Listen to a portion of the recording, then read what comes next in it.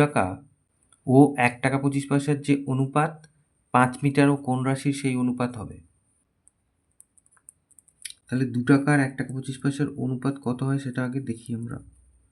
2 টাকা = 1 টাকা 25 পয়সা। তো 2 টাকা মানে হচ্ছে 200 পয়সা, আর 1 টাকা 25 পয়সা মানে 125 পয়সা। তাহলে এই যে 200 = 125, তাহলে এখানে 25 দিয়ে ভাগ করলে 8 হবে, আর এখানে হচ্ছে 5 25 125, তাহলে এটা অনুপাত। তাহলে এবার আমরা লিখে দিই প্রশ্নানুসারে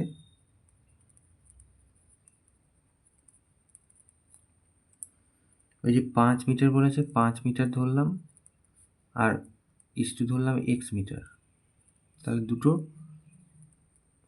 অনুপাত এইটা হবে। তাহলে আমরা 5 মিটারটা উপরে লিখে দিই, অনুপাত মানে ভাগ, x নিচে, এখানে এইটা কোনাকুনি গুণ, hx = 25। তাহলে x এর মান আমাদের দরকার, তাহলে 25 এর 8, তার মানে কত? 8 দিয়ে গেলে 3 8 24, এই যে 3 × 1 = 8 মিটার।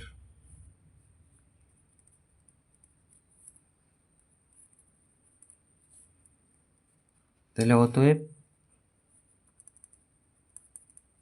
নির্ণেয় রাশিটি 3 × 1 = 8 মিটার, এটা উত্তর।